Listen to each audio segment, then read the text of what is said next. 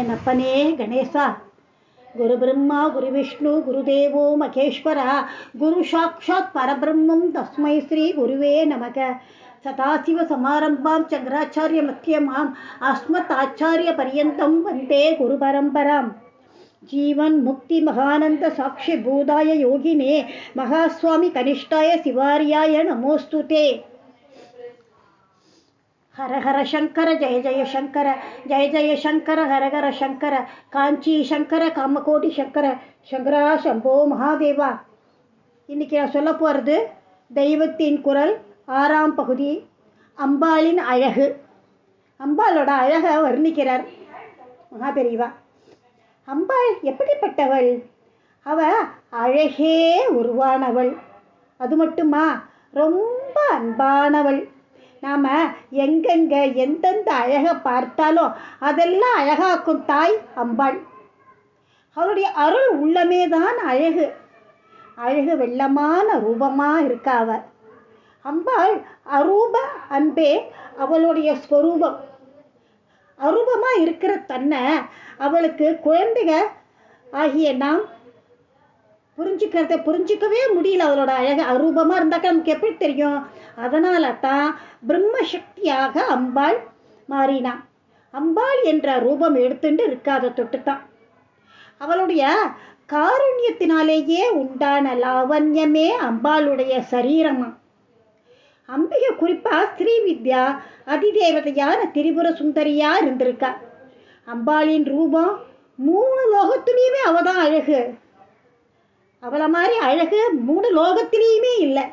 மகா அழகு. அதனால தான் அவளுக்கு பேரே திரிபுர சுந்தரின்னு பேரு. சுகனம் அப்படின்னா என்ன? நல்ல குணம். ஸ்வரூபம் அப்படின்னா அழகான ரூபம். அன்பு தான் ரொம்ப முக்கியம். அன்பே சிவம் அப்படின்னு சொல்கிறோம். சிவம் என்றாலும் சுபம் என்றாலும் ஒன்று தான் அப்படின்னு பெரியவா சொல்கிறா. அதனால தான் சுபத்திலிருந்து சோபை என்ற ஒரு வார்த்தை வந்திருக்கு. சுபசோபனம் சேர்ந்து சொல்கிறோம். சொல்கிற வழக்கம். சோபனம் அப்படின்னாக்க அழகுன்னு அர்த்தம். அப்பா அன்பிலிருந்து தான் அழகு வந்திருக்கு. அம்பாள் அழகாக இருக்கா. அதனால்தான் அழகு வெள்ளத்திலேயே அவள் ஊறின் இருக்கா.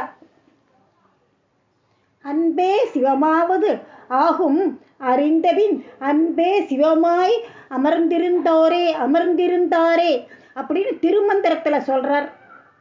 அம்பாள் எப்படி இருப்பா? பச்சை கலரில் இருப்பாளா? சிவப்பு கலரில் இருப்பாளோ? இல்லை கருநீல கலரில் இருக்காளா? அவளை எல்லா நிறத்திலையும் அவளுக்கு ரூபமே வேதங்கள் சொல்லியிருக்கு. எல்லா கலர்லேயும் அவள் காண்போவ. பச்சையாக இருக்கா, கருநீலமாக இருக்கா, சிகப்பாக இருக்கா, இது மாதிரி எல்லா கலர்லையுமே அவள் இருக்கா. நீ மனசார ஒரு அன்னதானம் பண்ணுறோம், அங்கே போய் நின்று அவனோட முகத்தை பார்த்தா எத்தனை ஆனந்தம். ஆஹா, இன்னைக்கு நமக்கு சாப்பாடு கிடைக்க போகிறது அப்படின்னு சொல்லிட்டு ரொம்ப ஆனந்தப்படுறான்.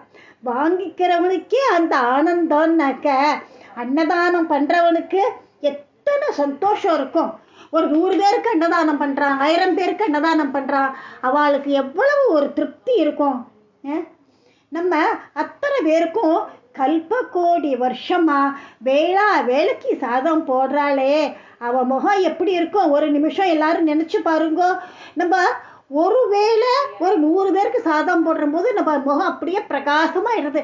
அப்பா இன்னைக்கு 100 பேருக்கு சாப்பிட்டா அப்படின்னு சொல்லிட்டுன்னு கல்ப கோடி வருஷமா நம்ம அத்தனை ஜீவராசிகளுக்கும் சாப்பாடு போடுறா. அவள் முகம் எப்படி இருக்கும்னு கேட்குறார். லோகத்தில் தாயன்பு, சகோதர பாசம், சகோதரி பாசம், சிநேகிதர்களின் நட்பு, கணவன் மனைவியோட பிரேமை, இதெல்லாம் நமக்கு எங்கேருந்து வந்ததுங்கிறேளு? அவளோட அன்புலேருந்து தான் நமக்கு வந்தது. அதெல்லாம் நமக்கு தானாக ஒன்றும் வரல. அம்பாளோட அன்பால் நமக்கு அதெல்லாம் கொடுக்குறாவ. அப்புறமா இதில் எக்ஸ்ட்ரா ஒன்று கொடுத்துருக்கார் அவர். காயத்ரி ஜெபிக்க அதிகாரமில்லாத பல பேர் இருக்கா. யார் யார்? ஸ்திரீகள் காயத்ரி ஜெபிக்க முடியாது, குழந்தைகள் ஜெபிக்க முடியாது, தீண்டல் இருக்கிறவா காயத்ரி ஜெபிக்க முடியாது. இவா எல்லாம் காயத்ரி பண்ணக்கூடாது. மற்றவா பண்ணாமல் இருக்கக்கூடாது அப்படின்னு சொல்லிட்டார். சமஸ்த ஜனங்களுக்கும் உன் வதன சௌந்தர்யம் மோட்சத்தை உண்டு பண்ணட்டும் அப்படின்னு சொல்லியிருக்கார். அப்படின்னு ஆச்சாரியால் அம்பாள் கிட்டக்க வேண்டுகிறார். அம்பாளோட கருணை ஹிருதயமே சௌந்தரிய லகரியாக ரூபமாக இருக்கு. அவளோட அருள் உள்ள